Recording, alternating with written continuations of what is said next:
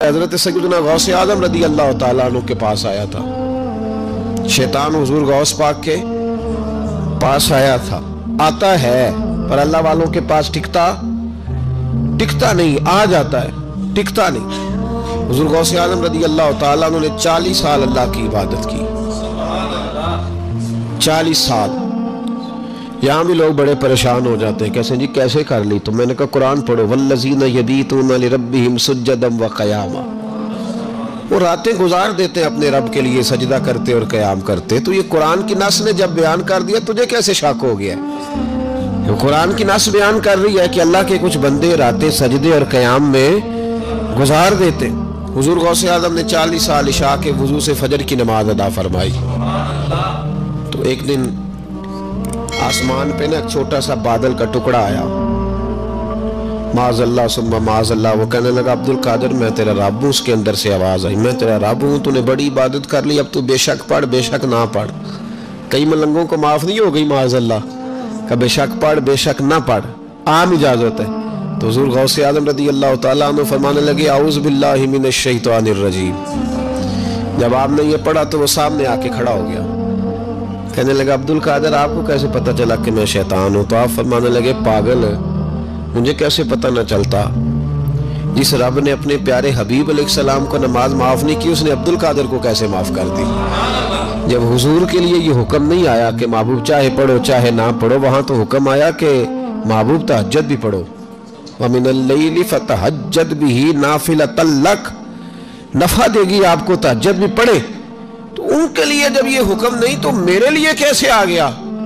اب شیطان تھا نا، تو اس نے پھر ایک اور چال چلی، یہ باز نہیں آتا، ہم باز آ جاتے ہیں کئی دفعہ، اس کے پیچھے پیچھے چلنے لگ جاتے ہیں، لڑ کے تھک جاتے ہیں، وہ نہیں تھکتا، وہ نئی سے نئی چال، نئی سے نئی چال، اس کا نیا سے نیا روپ، من الجنت والناس، جنوں میں سے بھی اور اس کے نئے سے نئے روپ ہوتے ہیں۔ اس نے ایک نیا روپ دھار لیا، کہنے لگا عبد القادر 300 ولی میں نے اسی طرح گمراہ کیے، آپ چونکہ عالم تھے تو آپ کے علم نے آپ کو بچا لیا۔ تو غوث اعظم فرمانے لگے نئے روپ سے آئے ہو؟ کہنے لگا 300 میں نے گمراہ کیے، یہ تو آپ عالم تھے تو بچ گئے، آپ جانتے تھے تو بچ گئے، میں نے 300 گمراہ کیے۔ تو حضور غوث اعظم فرمانے لگے پھر گمراہ کرنے لگے، نیا روپ دھار کے؟ مجھے میرے علم نے نہیں بچایا، مجھے اللہ کے فضل نے بچایا ہے۔ کئی عالم بھی تو گمراہ ہو جاتے ہیں نا، مجھے میرے علم نے نہیں بچایا، مجھے میرے اللہ کے فضل نے بچایا ہے۔ میرے بھائی، میرے عزیز طریقت کے مسافروں، یاد رکھو، سمجھ لو اس بات کو کہ وسوسہ آتا ہے۔ وسوسہ، 2 قسم کے مہمان آتے ہیں، 2 قسم کے مہمان۔ ایک مہمان وہ آتا ہے جو آتا ہے تو بندہ توجہ نہیں کرتا، وہ خود کہتا ہے اس نے نہیں میری طرف توجہ کی، وہ مہمان چلا جاتا ہے، پتہ نا آپ کو۔ اور جس کو بندہ اٹھ کے سینے سے لگائے اور اس کے ساتھ گفتگو شروع کر دے، وہ مہمان جاتا ہے، وہ تو بیٹھا رہتا ہے، وہ تو نہیں جاتا۔ تو وسوسہ آتا ہے، جو تو توجہ نہ کرے اس کا چلا جاتا ہے، اور جو سینے سے لگا لے، سوچنے لگ جائے، غور کرنے لگ جائے، اس کا وسوسہ بیٹھ جاتا ہے، اسی کے پاس رہتا ہے، دوستانہ کر لیتا ہے، کئی دفعہ تو بالکل مکان ہی ساتھ بنا لیتا ہے، ہر وقت کوئی نہ کوئی بات کان میں، ہر وقت کوئی نہ کوئی بات کان میں۔ کیوں وسوسہ آتا ہے؟ تجھے کیسے آ گیا؟ اس کا یقین کامل ہو، اسے وسوسہ کیسے آئے؟ جس کی توجہ سیدھی ہو اسے وسوسہ نہ چھڑ یار دا بوہا، نہیں تے ہو جاویں گا روگی، جیڑی بکری اجڑوں وچھڑی او بگیاڑا جوگی۔ یہ تو بھئی تو اگر اندر رہتا، صحبت کے اندر رہتا، چھتری کے نیچے رہتا، تو پھر وسوسہ تجھے کیسے وسوسہ کس طرح تیرے پاس آیا؟ وسوسہ اس کے پاس آتا ہے جو وسوسے کی جانب توجہ کرتا ہے۔ بہت زیادہ لوگوں کو بدگمانی ہونے لگی ہے، بہت زیادہ وسوسے آنے لگے ہیں، بہت زیادہ خیال ہونے لگا ہے، بہت زیادہ توجہ ہونے لگی ہے، بڑی لوگوں کا معیار اس طرف جائیں، ہر چوتھا آدمی آ کے کہتا ہے برے خیالات آتے۔ کیوں بھائی برے خیالات آتے؟ کیسے آ گئے؟ ہمارا تو دل ہی ایک ہے، اور دل میں یار بھی ایک ہے، دوسرے کے لیے جگہ ہی کوئی نہیں، تو وسوسہ کیسے آئے گا؟ ہم تو اس کے دیدار سے ہی آج تک فارغ نہیں ہوئے، تو غیر کی طرف دیکھ کیسے لیا؟ یہ کیسے ہو گیا؟ ممکن کیسے ہوا؟ اپنے آپ کو سمیٹے، ان وسوسوں سے اپنے آپ کو بچائیں، ان پر قطعی طور پر کوئی توجہ نہ دیں، اور اگر کبھی آ بھی جائے اگر کبھی آ بھی جائے تو میں نے کہا کہ اس کو سینے سے لگانے کی ضرورت، اس کو جھٹک دیں، بات ختم ہو گئی۔ آ جاتا ہے وسوسہ، بڑوں کو آ جاتا ہے، وسوسے آیا کرتے ہیں، آیا ضرور کرتے ہیں، لیکن جو لوگ قابل ہوتے ہیں، جن کا ایمان مضبوط ہوتا ہے، جن کا تیقن مضبوط ہوتا ہے، ان لوگوں کے پاس وسوسے ہمیشہ رہتے نہیں۔ ایک اہم بات اصلاح کی جو سمجھنی بڑی ضروری ہے آپ کے لیے، بڑی ضروری ہے۔ آپ نے یہ غور کرنا ہے کہ وسوسہ آتا کہاں سے ہے۔ کوئی نہیں سمجھ آئی آپ کو میری بات کی؟ نہیں آئی ہوتی تو آپ بڑی دور پہنچ چکے ہوتے۔ سردی بڑی زیادہ تھی کمرے میں، تو کہیں سے ہوا آ رہی تھی ٹھنڈی، تو اب ٹھنڈ بڑی لگ رہی تھی، تو بندے نے فوراً اٹھ کے بھلا کیا کرنا ہوتا ہے؟ نہیں وہ پتہ نہیں کتوں آ رہی، باری دی تو ابھی گال ہی ہے نا جی۔ اگر تو کھڑکی سے آ رہی ہے تو کس کو بند کریں گے، اور اگر دروازے سے آ رہی ہے تو جی، اور اگر چھوٹے بچے نے پنکھا چلا دیا تو جی، چل پنکھا رہا ہے، بندہ سارا دن دروازہ بند کرتا رہے۔ سمجھنا ہے آپ نے بات کو، آپ نے اس دروازے کو بند کرنا ہے جہاں سے وسوسہ۔ حضور غوث پاک کو اللہ نے بڑا اعزاز دیا، بڑی کرامات دی۔ آپ فرمایا کرتے تھے میں نے 40 سال اپنے رب کو راضی کیا ہے مصلی پہ بیٹھ کے۔ تو میرے مالک نے پھر پوچھا ہے کہ عبدالقادر کچھ مانگ لے، کوئی بات کر لے، تو سیدنا غوث اعظم رضی اللہ تعالیٰ عنہ فرماتے ہیں کہ میں نے پھر اپنے رب کریم کی بارگاہ میں عرض کیا، مالک جو قیامت تک مجھ سے محبت کرے، فضل کرنا اسے بغیر توبہ کے موت نہ دینا۔ تو میرے رب نے میری اس دعا کو شرف قبولیت عطا فرمایا کہ جو مجھ سے پیار کرے گا، میرا نام لے گا، وہ بغیر توبہ کے نہیں مرے گا۔ جنات بھی آپ کی بارگاہ میں حاضر ہوتے، آپ کو شیخ بحر و بر کہا جاتا ہے۔ جب آپ نے منبر پر بیٹھ کر یہ اعلان فرمایا نا کہ میرا یہ قدم ہر ولی کی گردن پر ہے، تو خراسان کے جنگلوں میں معین الملت والدین عطائے رسول ہند الولی خواجہ معین الدین اجمیری موجود تھے۔ تو وہاں اعلان کرنے لگے، کہنے لگے غوث پاک صرف گردن پہ کیوں، آپ میری آنکھوں پہ بھی قدم رکھیں، میرے سر پہ بھی قدم رکھیں۔ اللہ نے ان اولیاء کو بڑا اعزاز دیا، انہیں اللہ نے بڑی شان دی۔ اپنی نسبت اللہ کے بندوں سے مضبوط رکھیں۔ ضروری نہیں کہ آپ کسی جگہ مرید ہی ہوں گے تو آپ کی نسبت مضبوط ہوگی۔ آپ خواجہ معین الدین سے پیار کریں، آپ حضرت بہاؤالحق نقشبند بخاری سے پیار کریں، داتا علی اجویری سے پیار کریں، آپ غوث پاک جیلانی سے، آپ اللہ کے نیک بندوں سے محبت کریں، ان کا تذکرہ سنیں۔ اب تو پوری مہم چلی ہوئی ہے اللہ کے بندوں کے خلاف، لوگوں نے ایسا وار چلایا کہ بس جی کچھ بھی نہیں جی، آپ چھوڑیں، آپ ڈائریکٹ کتاب و سنت کو پڑھیں، کوئی بھی نہیں جی، کوئی ولی نہیں۔ تو پھر وہ جو اتنی آیتیں، وہ حدیثیں، وہ سارا کچھ، اس کا مطلب ہے امت میں ولی ہوتے ہی نہیں۔ تو الا ان اولیاء اللہ لا خوف علیہم ولا هم یحزنون کا کیا معنی ہے؟ اس کا کیا مطلب؟ آپ نے تو ملیا میٹ کر دیا سارا، پوری مہم چلی اللہ کے بندوں سے پیار کریں۔ اور میرے نبی پاک صلی اللہ علیہ وسلم نے فرمایا جو جس سے پیار کرے گا قیامت کے دن اسی کے ساتھ اٹھایا جائے گا۔ اور حضرت ابو ذر غفاری نے عرض کیا تھا یا رسول اللہ اگر وہ ان جیسے عمل نہ بھی کرے تو فرمایا اللہ بڑا کریم ہے، ایمان کی سلامتی سے جائے اللہ ان کے ساتھ ہی کھڑا فرما دے گا۔ سیدنا غوث اعظم کی کرامات اتنی متواتر کے ساتھ ہیں کہ ملا علی قاری فرماتے اتنی تو کرامتیں سنی نہیں جتنی غوث پاک کو اللہ نے عطا فرمائی۔ رب کریم نے انہیں درجہ دیا، وقار دیا، ان کی دعاؤں کو قبولیت دی، اللہ نے انہیں اعزاز کے ساتھ نوازا، اللہ نے ان پر فضل فرمایا۔ ایک تاجر تھا تو ملک شام جاتا تھا اکثر تجارت کرنے کے لیے، مال کما کے لاتا، غریبوں کی بھی مدد کرتا، مدارس کی، مساجد کی، سب جگہ جہاں دین کی ضرورت ہوتی پہنچتا۔ ایک بغداد میں اور درویش بھی گزرے جن کا نام شیخ حماد ہے، وہ بھی بڑے درویش تھے۔ وہ تاجر شیخ حماد کے پاس گیا، کہنے لگا میرے لیے دعا کر دے، میں جا رہا ہوں سفر کے لیے۔ تو انہوں نے کہا میں صبح بتاؤں گا۔ استخارہ کیا، صبح کہنے لگے نہ جانا، تیرا مال بھی لٹ جائے گا اور تو قتل بھی ہو جائے گا۔ وہ بڑا پریشان ہوا، حضور غوث پاک کے پاس گیا، کہنے لگا حضور وہاں بھی میں نے کہلا بھیج دیا ہے، سامان میرا پڑا ہے، جاؤں گا نہیں، پیمنٹ نہیں کروں گا، ملے گا نہیں تو خسارہ ہو جائے گا، مہربانی فرمائے۔ غوث پاک نے مراقبہ کیا اور میں تو جا اللہ خیر کرے گا، تو جا اللہ خیر کرے گا۔ مرید کا عمل کے یقین، پیر کا عمل کے یقین، چلے آپ فیصلہ کر لیں تو میں آگے بڑھتا ہوں۔ حضرت غوث اعظم رضی اللہ تعالیٰ عنہ نے مرید سے کہا تو جا اور اللہ خیر کرے گا۔ وہ گیا، کہتے میں نے پیمنٹ کی، مال لیا، واپس آیا، گھوڑوں کا سفر تھا، رستے میں رات کو ایک جگہ سویا، خواب دیکھتا ہوں، خواب میں ڈاکو آ گئے، انہوں نے پہلے مال لوٹا پھر مجھے قتل کیا۔ اور جب میرے گردن پہ انہوں نے خنجر چلائی خواب دیکھنا تو میری فٹافٹ آنکھ کھل گئی، اور جب میری آنکھ کھلی تو میں اسی وقت ہی رخت سفر باندھا، سر پٹ گھوڑے دوڑائے، کچھ رات کو کچھ دن کو، سویرے بغداد پہنچ گیا۔ کہتے خیال تھا کہ پہلے غوث پاک کے پاس جاؤں گا، لیکن پہلے شیخ حماد سے ملاقات ہو گئی۔ میرا چہرہ دیکھا، پریشان تو دیکھ کے مسکرائے، فرمانے لگے بھی تیرا پیر بڑا شاندار ہے، تیرا پیر بڑا شاندار ہے۔ وہ کام جو حقیقت میں ہونا تھا نا، حقیقت میں انہوں نے دعا کی ہے تو رب کریم نے اسے خواب بنا دیا ہے۔ ان کی دعا کی برکت سے اللہ نے اسے، اب میں بات مضبوط کرنا چاہتا ہوں تو میں ایک حدیث پاک بھی پڑھ دوں۔ لوگ کہیں گے جی مرنے والا بھی بڑھ جاتا ہے، عمر بھی بڑھ جاتی ہے۔ مشکات کی حدیث ہے، ترمذی میں بھی موجود ہے، نبی پاک صلی اللہ علیہ وسلم نے فرمایا ہے اگر تم چاہتے ہو رزق بھی بڑھ جائے، عمر بھی لمبی ہو جائے، تو اپنے رشتہ داروں سے اچھا سلوک کرو۔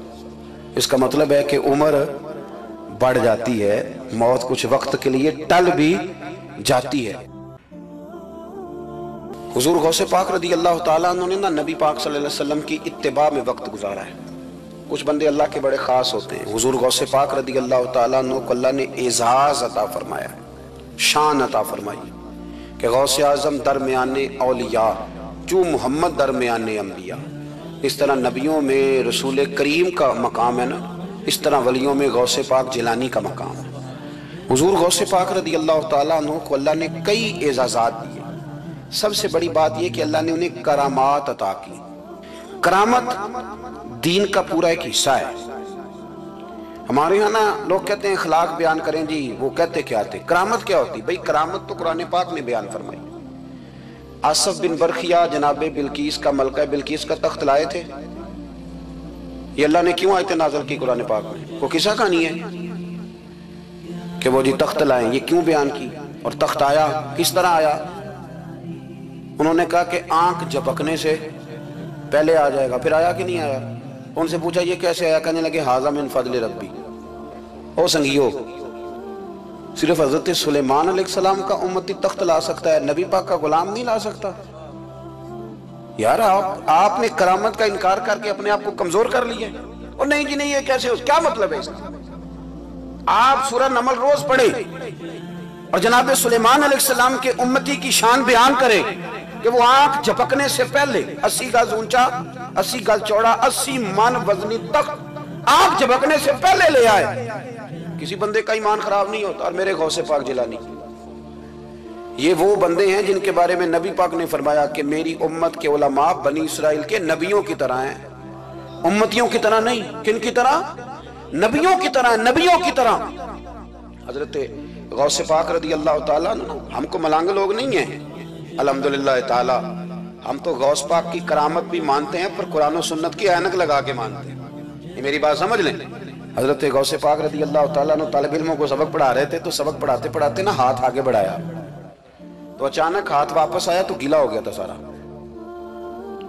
تو شاگرد بھی بڑے سیانے ہوتے ہیں، انہوں نے سبق چھوڑ دیا، استاد جی کے گیلے بازو کو دیکھنا شروع کیا۔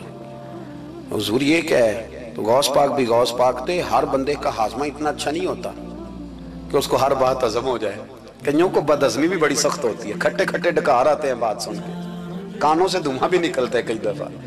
تو انہوں نے پوچھ لیا فٹافٹ کہ حضور یہ کیا ہوا؟ تو غوث پاک کو پتا تھا کہ سب کا ہاضمہ ٹھیک ہے۔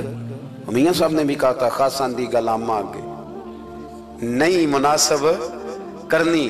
اگلا شعر میں نہیں یہ پڑھنا کیونکہ زیادہ ڈاڈ ہے تو میں ادھر ہی رہتا ہوں، اتنا ہی کافی ہے کہ خاصاً دی گلامہ آگے نہیں مناسب کرنی۔ انہوں نے کہا حضور یہ کیا ہے؟ تو آپ فرمانے لگے تمہارے والی بات نہیں۔ اللہ اکبر۔ ابھی سبق پورا ہو رہا تھا تو بندے دوڑے دوڑے آ گئے اور انہوں نے نعرے لگانے شروع، یا غوث یا غوث یا غوث۔ لوگ کہتے ہیں غوث پاک سے ملتا نہیں، میں کہ ٹھیک کہتے ہیں انہوں نہیں نہ ملیا، جنہوں ملیا اس تے رولا پانا نہ بڑا ملیا ہے بڑا ملیا ہے بڑا ملیا ہے، اپنا اپنا معاملہ نا۔ کسی نے کہا حضور کچھ نہیں دیتے، تو کسی نے کہا میرے کریم سے گر قطرہ، کسی نے مانگا دریا بہا دیے، در بے بہا دیے۔ جس کو ملا ہے وہ تو شور کرے گا۔ تو تھوڑی دیر کے بعد ہی بندے پہنچ گئے، انہوں نے آ کے یا غوث کے نعرے بھی لگائے، وہ مچلے بھی، وہ روئے بھی، وہ قدم بھی چومے، اپنے مقدر پہ ناز بھی کیا۔ شکر ہے اللہ کا، اللہ نے ہمیں آپ کا غلام بنایا، شکر ہے۔ تو طالب علموں نے پوچھا ہوا کیا؟ کہنے لگے کشتی میں بیٹھے تھے تو ڈوبنے لگی تھی، تو ہم نے کہا کہ ہم تو غوث پاک کے ماننے والے ہیں۔ تو پھر حضور غوث اعظم کا دست مبارک نمودار ہوا ہے، اور کشتی کو پکڑ کے کنارے لگا دیا ہے، کشتی کو پکڑ کے کنارے لگا دیا ہے۔ ایک غریب کہنے لگا یہ کیسے ہو سکتا ہے؟ تو دوسرا اس کی کمر پہ تھپکے دے کے کہنے لگا ویسے ہی ہو سکتا ہے جیسے آصف بن برقیہ کے ساتھ ہوا تھا، بالکل ویسے ہی ہو سکتا ہے۔ سیدنا غوث اعظم کی کرامات اتنی متواتر کے ساتھ ہے کہ ملا علی قاری فرماتے اتنی تو کرامتیں سنی نہیں جتنی غوث پاک کو اللہ نے عطا فرمائی۔ رب کریم نے انہیں درجہ دیا، وقار دیا، ان کی دعاؤں کو قبولیت دی، اللہ نے انہیں اعزاز کے ساتھ نوازا، اللہ نے ان پر فضل فرمایا۔ غوث پاک نے نا 100 گھوڑے، ملا علی قاری نے لکھا 100 گھوڑے غوث پاک نے اکٹھے خرید لیے، خریدے بھی ذرا عربی نسل کے۔ ترجمہ کرا اج دا کی بندا اس گل دا، یعنی 1.25 کروڑ والی پجارو تے وہ بھی 100، بڑی مشکل میں نہیں آ جاتے دیکھنے والے۔ 200 مولوی صاحب دا کی کام ہے، اینیاں گڈیاں کٹھیاں وہ ہے گل۔ تو غوث پاک نے 100 گھوڑے کٹھے ہی، یہاں ایک روایت ہے کہ 50 گھوڑے عربی نسل کے مہنگے، اس دور میں وہی عربی نسل کے گھوڑے کمانا وہی تھا جو آج آپ کے آنا لینڈ کروزر کمانا ہے۔ ایک غوث پاک کا مرید تھا تو ایک شخص سے کہنے لگا چل میں تجھے اپنے پیر صاحب سے ملا کے لاؤں۔ ملا علی قاری نے اس کو لکھا ہے تو وہ کہنے لگے میں نہیں جاتا پیروں کے پاس۔ اس نے کہا چل تو صحیح، وہ لے آیا۔ پہلے دن داخل ہوئے تو غوث پاک کے استقبال میں 50 گھوڑے بندھے ہوئے۔ پہلا ہی شکوہ، کہنے لگا یار غصہ نہ کرنا، یہی ہوتی ہے نا باتیں، اسٹائل بھی یہی ہوتی، غصہ نہ کرنا، ویسے ایک گھوڑے سے بھی کام چل ہی سکتا ہے۔ آپ کو پتہ ہے نا بڑا بڑا لوگوں کو یاد آتا ہے، غریبوں کی بچیاں اور فلانی شے اور غریب اور یہ بڑی بڑی چیزیں یاد آ، اس کو بھی یاد آ، غصہ نہ کرنا۔ میں اب اس بیچارے کے پاس جواب بھی کوئی نہیں تھا کہ حضرت صاحب بات تو ٹھیک ہی ہے، لیکن جب آپ کسی کے ہاتھ پہ بیعت کر لیتے ہیں نا پھر آپ کا ان کہانیوں میں الجھنا بنتا نہیں۔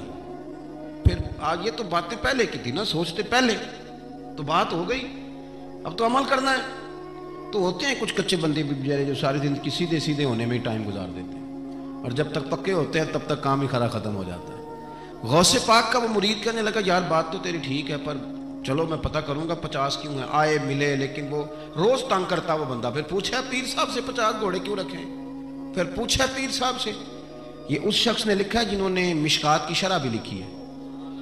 میں صوفی درویش کی بات نہیں کر رہا، ایک محدث کی بات کر رہا ہوں جنہوں نے بات لکھی ہے۔ فرمانے لگے وہی بندہ اعتراض کرنے والا بیمار ہو گیا، جگر میں کوئی ایسی تکلیف ہوئی کہ بغداد کے سب سے بڑے طبیب نے کہا کہ تیرا علاج صرف ایک صورت میں ممکن ہے کہ عربی نسل کا گھوڑا ہو، اسے ذبح کریں گے، اس کا جگر نکالیں گے، وہ تجھے کھلائیں گے دوائی میں، اور 50 گھوڑے ہوں گے تو ٹھیک ہوگا۔ اب مسئلہ جب یہاں تک پہنچ گیا تو مرتا کیا نہ کرتا۔ پھر اپنے اسنگی سے کہنے لگا چل پیر صاحب کے پاس۔ اس نے کہا میں نہیں ہوں جانا۔ اس نے کہا نہیں تیری مہربانی، تو کوئی کسی اور چیز پہ بہتر، اللہ کا واسطہ۔ وہ مانیں گے ہی نہیں۔ اس نے کہا پیر پکڑوں گا، میں منت کروں گا، میں خدا رسول کے واسطے دوں، ایک دفعہ چل ورنہ مر جاؤں گا۔ اب مرنے والا بندہ کیا کرے جب موت سامنے نظر آئے؟ تو گیا غوث پاک کے پاس اور کہتا ہے سارے رستے سوچتا گیا کہ پیروں پہ سر رکھوں گا، پگڑی اتاروں گا، یہ کروں گا، منت کروں گا، ماں کی بات سناؤں گا، اپنی بہنوں کا واسطہ دوں گا، بڑا کچھ کروں گا، حضور اس کے صدقے مان جائیں، چھوٹے بچوں کی بات سن، سارے رستے تیاری کرتا گیا۔ لیکن جب غوث پاک جیلانی کی ڈیوڑی میں قدم رکھا تو شیخ عبد القادر جیلانی دیکھ کے مسکرائے، فرمانے لگے او یار تجھے بڑا شکوہ تھا میرے گھوڑوں پہ، اصل میں نا تو ایک دن میری گلی سے گزر رہا تھا، میں نے تیرے ماتھے پہ نظر ڈالی تو سمجھ آ گئی تو بیمار ہو جائے گا اور تیرا علاج بھی 50 گھوڑوں سے ہوگا، میں نے 50 کیا کرنے تھے، میں نے تو تیرے لیے منگا کے رکھے ہوئے۔ کچھ تو مجبوریاں رہی ہوں گی، یوں ہی کوئی بے وفا نہیں ہوتا۔ او خدا کے بندے تیرے لیے رکھے ہیں، فرمایا چارہ ڈالنے کی بھی ضرورت نہیں، وہ میرے مرید ہی ڈالیں گے، تو روز آیا کر، ایک لے جایا کر، اپنا علاج کرا۔ کہنے لگا حضور مرید کر لیں، فرمانے لگے جو اتنے امتحان لے کے بیعت کرے اسے نہیں کیا کرتے، تو مرید ہی ہے، تو لے جا کھا۔ اور اپنا آج تک لوگوں کو بدگمانیاں ہوتی ہیں، اور جو عمل کرنے والے تھے، اللہ والوں کی بات ماننے والے تھے، وہ بات مان کے درجات بھی لے گئے، اور جو کہانیوں میں تھے وہ بیچارے آج تک کہانیوں میں ہیں، ابھی تک ان کا الجبرہ اور ہندسہ کا رزلٹ کوئی نہیں آیا، ابھی تک یہاں کہانیاں۔ ان بزرگوں کی تعلیمات پر عمل کریں۔ غوث پاک رضی اللہ تعالیٰ عنہ کی ساری زندگی پڑھو گے تو جو چیز سب سے زیادہ نظر آئے گی وہ اللہ کے بندوں کا پیار ہے، غریب سے، مجبور سے، گناہ گار سے۔ گناہ گار کے ساتھ آپ کا پیار یہ ہے کہ آپ اسے نیکی کی طرف مائل کر دیں۔ گناہ انسان کو کھا جاتا ہے، گھن کی طرح چاٹ جاتا ہے، اگر آپ اس کی اصلاح کر دیں گے تو آپ نے اس کے ساتھ بہت زیادہ نیکی کر دی. تو یہ ساری تربیت حضور غوث پاک فرمایا کرتے تھے. اللہ تعالی ہمیں ان کے فیض سے فیض یاب فرمائے. کہو تو راز حیات کہہ دوں, حقیقت کائنات کہہ دوں, وہ بات کہہ دوں جو پتھروں کے دلوں کو بھی پاش پاش کر دے, صداقت بے حجاب کر دے, حقیقت آشکار کر دے. ہر ایک ذرہ یہ کہہ رہا ہے اور مجھے آفتاب کر دے. ابن الجوزی اس زمانے کے بزرگ ہوئے, وہ پڑھایا کرتے تھے فقہ کے اسباق وہ پڑھاتے تھے. غوث اعظم کا ایک مرید ان کے پاس پڑھنے جاتا تھا, تو اکثر نہ وہ کہتے یار تیرے پیر کو آتا جاتا تو کچھ نہیں, تو رش تو بڑا ہوتا ہے. وہ کہہ دیتے نا لوگ, اب کیا کہا جا سکتا ہے, کوئی حرج نہیں, تو اس میں کوئی ایسی بات کہہ دیتے ہیں لوگ, کہا آتا جاتا تو کچھ نہیں, تو رش بڑا ہوتا ہے. تو وہ شاگرد تھا چونکہ, استاد جی کو کیا کہ چپ کر جاتا. دوسرے دن پھر کہا یار تیرے پیر کو آتا جاتا تو کچھ نہیں, دنیا بڑھ جاتی. وہ 3-4 دن گزرے تو شاگرد تنگ آ گیا, کہنے لگا استاد جی آپ اس طرح کریں, میرے ساتھ نہ الجھے, میرے ساتھ ہی چلے, چل کے دیکھ لے وہاں ہوتا کیا ہے.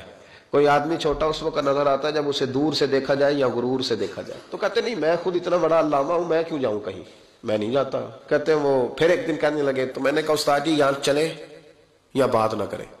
کہنے لگے چل پھر چلتے ہیں. تو ابن الجوزی چلے. بڑا مشکل ہوتا ہے, انا کے بڑے بت ہوتے ہیں, یہ توڑنے بڑے مشکل ہوتے ہیں. جب آئے نا محفل میں تو اوپر چادر اوڑھ کے آئے, چہرہ چھپا کے آئے, کوئی دیکھے نہ کہ مولوی صاحب بھی کہیں جا رہے ہیں. ہاں ہاں میں نے دیکھا ہے, ساری زندگی چودھری صاحب کی, سیٹھ صاحب کی, علامہ صاحب کی, پڑھے لکھے آدمی کی اصلاح نہیں ہو پاتی. کیوں کسی کے سامنے جا کے عاجزی سے بیٹھ نہیں سکتا, وہ کہیں سے اپنے حصے کا فیض لے نہیں پاتا, بہت بڑا ہوتا ہے نا, تو بیچارہ رہ جاتا ہے. اسی اقبال نے کہا تھا اگرچہ بت ہے جماعت کی آستینوں پر مجھے حکم اذان لا الہ الا اللہ, نہیں بیچارے رہ جاتے. تو آ گئے, وہ شاگرد بھی ساتھ تھا. اب حضرت غوث اعظم کی محفل میں بیٹھے. غوث اعظم کی محفل میں تقریر کا یہ انداز ہوتا تھا کہ وہ ایک قاری صاحب جو مرضی آیت پڑھ دیتے تو غوث اعظم تشریح کرنی شروع کر دیتے. تو قاری صاحب نے تلاوت کی تو غوث اعظم آیتوں کی تفسیر بیان کرنے لگے. آیت کی تفسیر بیان کی تو شاگرد نے, استاد جی چھپے ہوئے تھے تو ان کی طرف دیکھا تو کہنے لگے یہ تو مجھے بھی آتی ہے. دوسری تفسیر بیان کی تو کہنے لگے یہ بھی مجھے آتی ہے. تیسری کی تو میں نے کہا یہ بھی. 11 تفسیریں کی تو میں نے کہا آتی ہے. جب 12ویں آئی نا تو میری آنکھیں کھل گئی. 13ویں آئی تو بس پھر نظر اٹھ گئی. 14ویں آئی تو شاگرد کہنے لگا استاد جی اس کے بارے میں نے کہا چپ کر, بیچ میں بولنا, سننے دے حضرت کیا فرماتے ہیں. اسے چپ کرا دیا. کہتے ہیں 40 تفسیریں حضرت نے بیان کی. پھر وہ سر سے دوپٹہ اور وہ کپڑا کب سرکہ سمجھ نہیں آئی, کب میرا چہرہ خود بخود کھل گیا کوئی سمجھ نہ آئی, اتر گیا سارا کچھ. فرماتے 40 تفسیریں ایک آیت کی بیان کر کے غوث پاک کہنے لگے بس سننا ذرا جملہ سننا. فرمانے لگے بس بھائی اب کال ختم, اب حال کی طرف آتے ہیں. اب کال ختم, ظاہری باتیں ختم, اب آؤ حال کی طرف. تو ابن الجوزی کہتے ہیں میں سنجیدہ آدمی تھا پر اللہ اکبر کہا تو میرا کرتا پھٹ گیا, پگڑی گر گئی. میں غوث اعظم کے قدموں میں لگا. میں نے کہا بابا آج اتنا ہی, آگے نہیں جانا ورنہ کلیجہ پھٹ جائے گا, آگے نہیں جانا ورنہ بکھر جائے گی ہر چیز. کہو تو راز حیات کہہ دوں, حقیقت کائنات کہہ دوں, وہ بات کہہ دوں جو پتھروں کے دلوں کو بھی پاش پاش کر دے, صداقت بے حجاب کر دے, حقیقت آشکار کر دے. ہر ایک ذرہ یہ کہہ رہا ہے اور مجھے آفتاب کر دے. کہوں آگے بات تو کہا نہیں آگے نہ بولنا ورنہ کلیجہ پھٹ جائے گا. حضرت یحییٰ بن نجاح کہتے ہیں میں غوث پاک کی محفل میں گیا تھا اور ایک دھاگا لے گیا تھا. آج میں نے گننا ہے کتنے بندے توبہ کرتے ہیں. ہماری مجلسوں میں نوٹ گنے جاتے ہیں, وہاں کا گنا جا رہا ہے, گننا ہے آج کتنے لوگ توبہ کرتے ہیں. تو کہتے ہیں غوث اعظم تقریر ختم کرتے تھے تو 15 لوگ وہاں سے کھڑے ہوتے تھے. حضور ڈاکو تھے, ظالم تھے, آج کے بعد توبہ کرتے ہیں, غریبوں کا مال بھی واپس کریں گے اور محنت کر کے کمایا کریں گے. 50 وہاں سے کھڑے ہوتے ہیں, حضور شرابیں پی, بدکاریاں کی, آج کے بعد کھری توبہ کرتے ہیں. 10 وہاں سے, 20 وہاں سے. اس نے توبہ کی تو میں نے ایک گرہ دے لی, گنڈ ایک گرہ میں نے لگا دی, گانٹھ ڈال دی. دوسرا اٹھا تو میں نے ایک اور دے دی, تیسرا اٹھا تو اور دے دی. آج میں نا گرے لگاتا جاتا ہوں, آخر میں دیکھوں گا کتنے بندے کتنی گرے بنتی ہیں. کہتے ہیں ایک 2 توبہ کر رہے تھے تو گرہ لگ رہی تھی, 15 کٹھے اٹھنے لگ گئے. اب میں کیسے گرے لگاؤں, پھر 50 اٹھنے لگے. کبھی میں غوث اعظم کی طرف دیکھتا, کبھی بندے گنتا, کبھی گرے دیکھتا. جب میں الجھ گیا نا تو حضور غوث اعظم نے تقریر کرتے کرتے میری طرف دیکھا اور دیکھ کے مسکرائے, کہنے لگے یحییٰ میں دلوں کی گرے کھولتا جا رہا ہوں, تو لگاتا جا رہا ہے. میں تو گرے کھول رہا ہوں اور تو لگا رہا ہے. پھر فرمانے لگے یہ میری وجہ سے توبہ نہیں کر رہے, میں کون ہوتا ہوں, یہ تو خدا کے فضل سے توبہ کر رہے ہیں. اور فرمایا یا تو بچا، اللہ کا فضل گن سکتا ہے؟ تو اس کا کرم گن سکتا ہے؟ یہ کرم برس رہا ہے لوگوں پہ، یہ کرم برس رہا ہے، یہ اس کی رحمت ہے ساری. اور اللہ کی رحمت گنی جا سکتی، شمار کی جا سکتی، کسی جگہ قید کی جا سکتی؟ یہ کرم ہے اللہ کا، تو کیسے گن سکتا ہے؟ ہٹ جا. شیخ یحییٰ کہتے ہیں میں اٹھ کے قریب گیا، میں نے کہا حضرت جی مجھے بھی قبول کر لیں، یہی رکھ لیں.